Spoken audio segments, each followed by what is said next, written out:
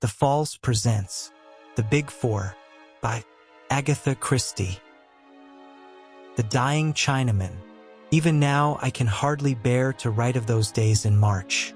Poirot, the unique, the inimitable Hercule Poirot, dead. There was a particularly diabolical touch in the disarranged matchbox, which was certain to catch his eye, and which he would hasten to rearrange, and thereby touch off the explosion.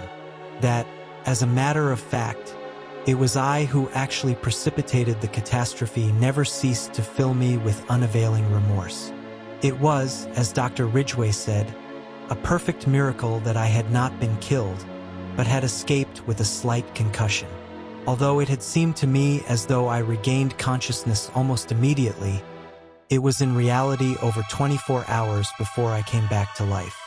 It was not until the evening of the day following that I was able to stagger feebly into an adjoining room and view with deep emotion the plain elm coffin which held the remains of one of the most marvelous men this world has ever known.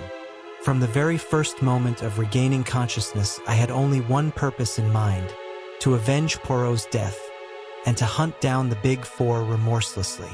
I had thought that Ridgway would have been of one mind with me about this, but to my surprise the good doctor seemed unaccountably lukewarm. Get back to South America was his advice, tendered on every occasion. Why attempt the impossible? Put as delicately as possible, his opinion amounted to this: if Poirot, the unique Poirot, had failed, was it likely that I should succeed? But I was obstinate. Putting aside any question as to whether I had the necessary qualifications for the task, and I may say in passing that I did not entirely agree with his views on this point, I had worked so long with Poirot that I knew his methods by heart and felt fully capable of taking up the work where he had laid it down. It was, with me, a question of feeling. My friend had been foully murdered. Was I to go tamely back to South America without an effort to bring his murderers to justice? I said all this and more to Ridgway, who listened attentively enough. "All the same," he said when I had finished, "my advice does not vary. I am earnestly convinced that Poirot himself, if he were here, would urge you to return. In his name, I beg of you, Hastings, abandon these wild ideas and go back to your ranch." To that only one answer was possible, and, shaking his head sadly, he said no more. It was a month before I was fully restored to health. Towards the end of April, I sought and obtained an interview with the Home Secretary. Mr. Crowther's manner was reminiscent of that of Dr. Ridgway. It was soothing and negative.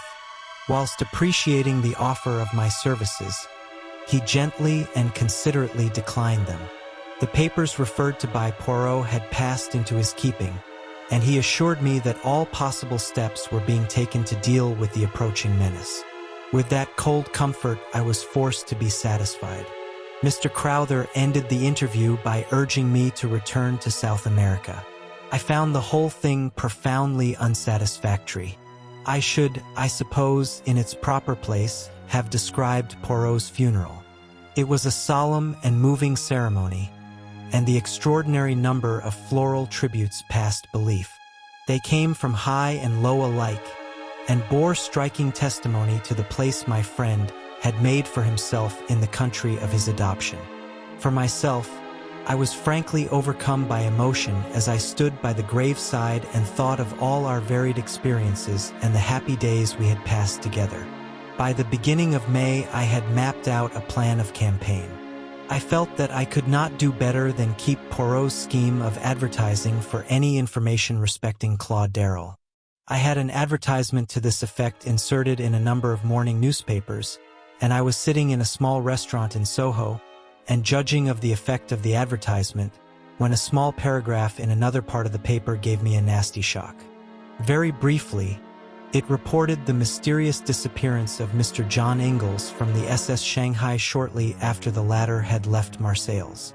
Although the weather was perfectly smooth, it was feared that the unfortunate gentleman must have fallen overboard. The paragraph ended with a brief reference to Mr. Ingles's long and distinguished service in China. The news was unpleasant. I read into Ingles's death a sinister motive. Not for one moment did I believe the theory of an accident. Ingalls had been murdered, and his death was only too clearly the handiwork of that accursed Big Four. As I sat there, stunned by the blow, and turning the whole matter over in my mind, I was startled by the remarkable behavior of the man sitting opposite me. So far I had not paid much attention to him. He was a thin, dark man of middle age, sallow of complexion, with a small pointed beard. He had sat down opposite me so quietly that I had hardly noticed his arrival. But his actions now were decidedly peculiar, to say the least of them. Leaning forward, he deliberately helped me to salt, putting it in 4 little heaps round the edge of my plate. "You will excuse me," he said in a melancholy voice. "To help a stranger to salt is to help them to sorrow, they say. That may be an unavoidable necessity. I hope not, though. I hope that you will be reasonable." Then, with a certain significance, he repeated his operations with the salt on his own plate. The symbol 4 was too plain to be missed. I looked at him searchingly. In no way that I could see did he resemble young Templeton, or James the footman, or any other of the various personalities we had come across. Nevertheless, I was convinced that I had to do with no less than the redoubtable number 4 himself. In his voice there was certainly a faint resemblance to the buttoned-up stranger who had called upon us in Paris. I looked round, undecided as to my course of action. Reading my thoughts, he smiled and gently shook his head. "I should not advise it," he remarked. "Remember what came of your hasty action in Paris. Let me assure you that my way of retreat is well assured. Your ideas are inclined to be a little crude, Captain Hastings, if I may say so." "You devil," I said, choking with rage. "You incarnate devil. Heated, just a trifle heated. Your late lamented friend would have told you that a man who keeps calm has always a great advantage." "You dare to speak of him," I cried. "The man you murdered so foully. And you come here." He interrupted me. "I came here for an excellent and peaceful purpose, to advise you to return at once to South America. If you do so, that is the end of the matter as far as the Big Four are concerned. You and yours will not be molested in any way. I give you my word as to that." I laughed scornfully. "And if I refuse to obey your autocratic command? It is hardly a command. Shall we say that it is a warning?" There was a cold menace in his tone.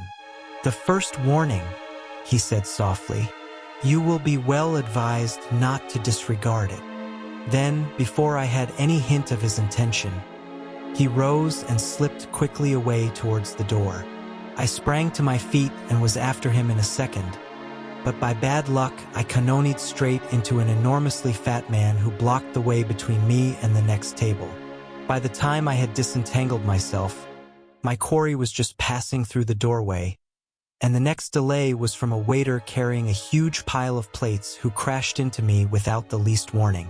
By the time I got to the door, there was no sign of the thin man with the dark beard. The waiter was fulsome in apologies. The fat man was sitting placidly at a table ordering his lunch. There was nothing to show that both occurrences had not been a pure accident. Nevertheless, I had my own opinion as to that. I knew well enough that the agents of the Big Four were everywhere.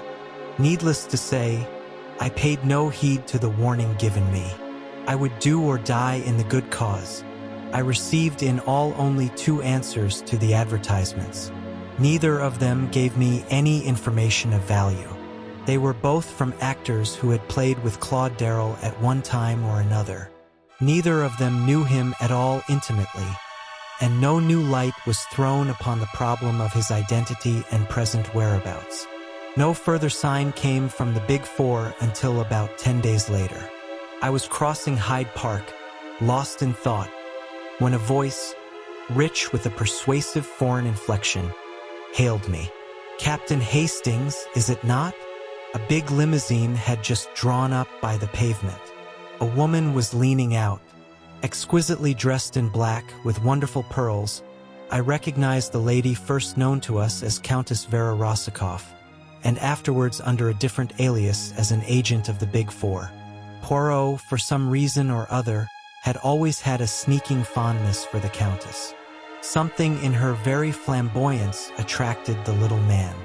He was wont to declare in moments of enthusiasm, a woman in 1,000, that she was arrayed against us, on the side of our bitterest enemies, never seemed to weigh in his judgment. "Ah, do not pass on," said the Countess. "I have something most important to say to you, and do not try to have me arrested either, for that would be stupid. You were always a little stupid. Yes, it is so. You are stupid now, when you persist in disregarding the warning we sent you. It is the second warning I bring you. Leave England at once. You can do no good here, I tell you that frankly. You will never accomplish anything." "In that case," I said stiffly, "it seems rather extraordinary that you are all so anxious to get me out of the country." The Countess shrugged her shoulders. Magnificent shoulders, and a magnificent gesture. "For my part, I think that too stupid. I would leave you here to play about happily. But the chiefs, you see, are fearful that some word of yours may give great help to those more intelligent than yourself. Hence, you are to be banished." The Countess appeared to have a flattering idea of my abilities. I concealed my annoyance. Doubtless this attitude of hers was assumed expressly to annoy me and to give me the idea that I was unimportant. "It would, of course, be quite easy to remove you," she continued. "But I am quite sentimental sometimes. I pleaded for you. You have a nice little wife somewhere, have you not? And it would please the poor little man who is dead to know that you were not to be killed. I always liked him, you know. He was clever. But clever! Had it not been a case of 4 against 1, I honestly believe he might have been too much for us. I confess it frankly, he was my master. I sent a wreath to the funeral as a token of my admiration, an enormous one of crimson roses. Crimson roses express my temperament. I listened in silence and a growing distaste. You have the look of a mule when it puts its ears back and kicks. Well, I have delivered my warning. Remember this, the third warning will come by the hand of the destroyer. She made a sign, and the car whirled away rapidly. I noted the number mechanically, but without the hope that it would lead to anything. The Big Four were not apt to be careless in details. I went home a little sobered. One fact had emerged from the Countess's flood of volubility. I was in real danger of my life. Though I had no intention of abandoning the struggle, I saw that it behoved me to walk warily and adopt every possible precaution. Whilst I was reviewing all these facts and seeking for the best line of action, the telephone bell rang. I crossed the room and picked up the receiver. "Yes. Hello. Who's speaking?" A crisp voice answered me. "This is Street Giles Hospital. We have a Chinaman here, knifed in the street and brought in. He can't last long. We rang you up because we found in his pocket a piece of paper with your name and address on it." I was very much astonished. Nevertheless, after a moment's reflection, I said that I would come down at once. St. Giles Hospital was, I knew, down by the docks, and it occurred to me that the Chinaman might have just come off some ship. It was on my way down there that a sudden suspicion shot into my mind. Was the whole thing a trap? Wherever a Chinaman was, there might be the hand of Li Chongyan. I remembered the adventure of the baited trap. Was the whole thing a ruse on the part of my enemies? A little reflection convinced me that at any rate a visit to the hospital would do no harm. It was probable that the thing was not so much a plot as what is vulgarly known as a plant. The dying Chinaman would make some revelation to me upon which I should act, and which would have the result of leading me into the hands of the Big Four. The thing to do was to preserve an open mind, and whilst feigning credulity be secretly on my guard. On arriving at St. Giles Hospital and making my business known, I was taken at once to the accident ward, to the bedside of the man in question. He lay absolutely still, his eyelids closed, and only a very faint movement of the chest showed that he still breathed. A doctor stood by the bed, his fingers on the Chinaman's pulse. "He's almost gone," he whispered to me. "You know him, eh?" I shook my head. "I've never seen him before." "Then what was he doing with your name and address in his pocket?" "You are Captain Hastings, aren't you?" "Yes, but I can't explain it any more than you can. Curious thing, from his papers, he seems to have been the servant of a man called Ingalls, a retired civil servant." "Ah, you know him, do you?" he added quickly as I started at the name. Ingalls' servant. Then I had seen him before.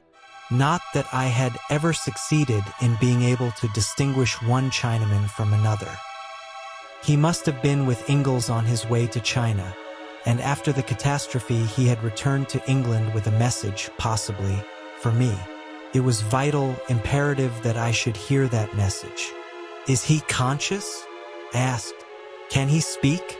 Mr. Ingalls was an old friend of mine, and I think it possible that this poor fellow has brought me a message from him. Mr. Ingalls is believed to have gone overboard about 10 days ago. He's just conscious, but I doubt if he has the force to speak. He lost a terrible lot of blood, you know. I can administer a stimulant, of course, but we've already done all that is possible in that direction. Nevertheless, he administered a hypodermic injection, and I stayed by the bed, hoping against hope for a word, a sign, that might be of the utmost value to me in my work.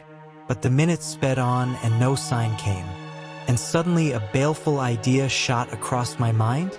Was I not already falling into the trap? Suppose that this Chinaman had merely assumed the part of Ingalls' servant, that he was in reality an agent of the Big Four? Had I not once read that certain Chinese priests were capable of simulating death? Or, to go further still, Li Chongyan might command a little band of fanatics who would welcome death itself if it came at the command of their master. I must be on my guard. Even as these thoughts flashed across my mind, the man in the bed stirred. His eyes opened. He murmured something incoherently. Then I saw his glance fasten upon me. He made no sign of recognition, but I was at once aware that he was trying to speak to me. Be he friend or foe, I must hear what he had to say. I leaned over the bed, but the broken sounds conveyed no sort of meaning to me. I thought I caught the word hand, but in what connection it was used I could not tell. Then it came again, and this time I heard another word, the word Largo. I stared in amazement, as the possible juxtaposition of the two suggested itself to me. "Handles Largo?" I queried. The Chinaman's eyelids flickered rapidly, as though in assent, and he added another Italian word, the word carrozza. 2 or 3 more words of murmured Italian came to my ears, and then he fell back abruptly. The doctor pushed me aside. It was all over. The man was dead. I went out into the air again, thoroughly bewildered. Handles Largo and a carrozza. If I remembered rightly, a carrozza was a carriage. What possible meaning could lie behind those simple words? The man was a Chinaman, not an Italian. Why should he speak in Italian? Surely, if he were indeed Ingalls' servant, he must know English? The whole thing was profoundly mystifying. I puzzled over it all the way home. Oh, if only Poirot had been there to solve the problem with his lightning ingenuity. I let myself in with my latchkey and went slowly up to my room. A letter was lying on the table, and I tore it open carelessly enough. But in a minute I stood rooted to the ground whilst I read. It was a communication from a firm of solicitors. "Dear Sir," it ran, "as instructed by our late client, M. Hercule Poirot, we forward you the enclosed letter. This letter was placed in our hands a week before his death, with instructions that in the event of his demise, it should be sent to you at a certain date after his death. Yours faithfully, etc. I turned the enclosed missive over and over. It was undoubtedly from Poirot. I knew that familiar writing only too well. With a heavy heart, yet a certain eagerness, I tore it open. Mon cher ami, it began. When you receive this, I shall be no more. Do not shed tears about me, but follow my orders. Immediately upon receipt of this, return to South America. Do not be pig-headed about this. It is not for sentimental reasons that I bid you undertake the journey. It is necessary. It is part of the plan of Hercule Poirot. To say more is unnecessary to anyone who has the acute intelligence of my friend Hastings. Abba the Big Four, I salute you, my friend, from beyond the grave. Ever thine, Hercule Poirot. I read and reread this astonishing communication. One thing was evident. This amazing man had so provided for every eventuality that even his own death did not upset the sequence of his plans. Mine was to be the active part, his the directing genius. Doubtless I should find full instructions awaiting me beyond the seas. In the meantime, my enemies, convinced that I was obeying their warning, would cease to trouble their heads about me. I could return, unsuspected, and work havoc in their midst. There was now nothing to hinder my immediate departure. I sent off cables, booked my passage, and 1 week later found me embarking in the Ansonia en route for Buenos Aires.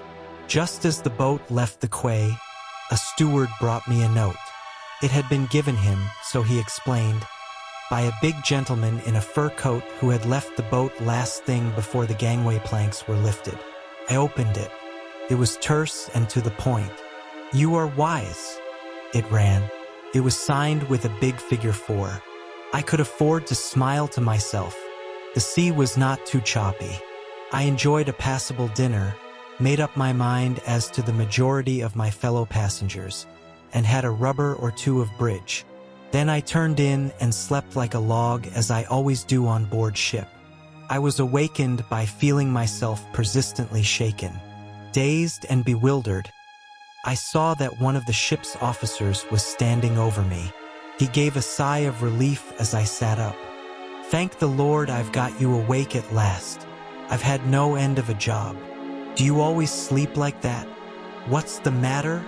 I asked, still bewildered and not fully awake. Is there anything wrong with the ship? I expect you know what's the matter better than I do, he replied dryly. Special instructions from the Admiralty. There's a destroyer waiting to take you off. What? I cried. In mid-ocean? It seems a most mysterious affair, but that's not my business. They've sent a young fellow aboard who is to take your place, and we are all sworn to secrecy. Will you get up and dress? Utterly unable to conceal my amazement, I did as I was told. A boat was lowered, and I was conveyed aboard the destroyer. There I was received courteously, but got no further information. The commander's instructions were to land me at a certain spot on the Belgian coast. There his knowledge and responsibility ended. The whole thing was like a dream. The one idea I held to firmly was that all this must be part of Poirot's plan. I must simply go forward blindly, trusting in my dead friend. I was duly landed at the spot indicated.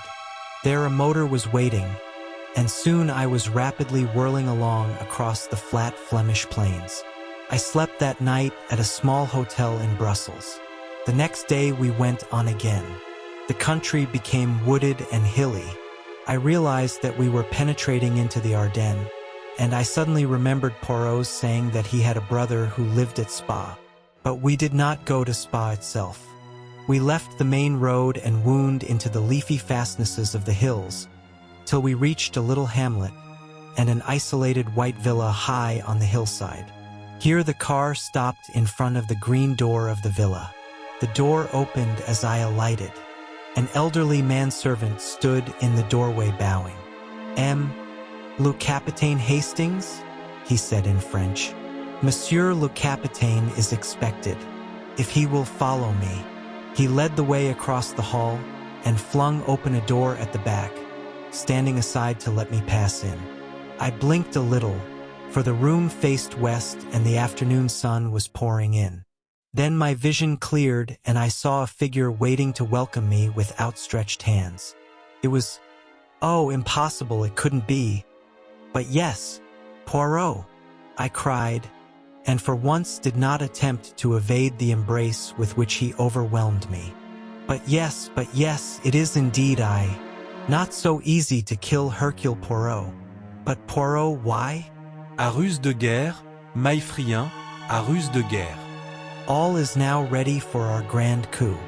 But you might have told me. No, Hastings, I could not.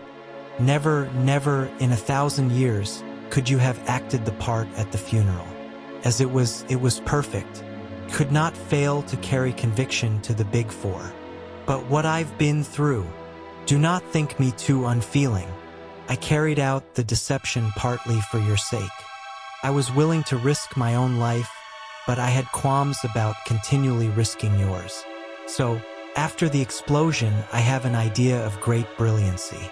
The good Ridgway, he enables me to carry it out. I am dead, you will return to South America. But, mon ami, that is just what you would not do. In the end, I have to arrange a solicitor's letter and a long rigmarole. But at all events, here you are, that is the great thing. And now we lie here, perdu, till the moment comes for the last grand coup, the final overthrowing of the Big Four. Please, like, comment, share, and subscribe to our channel for more. Thank you.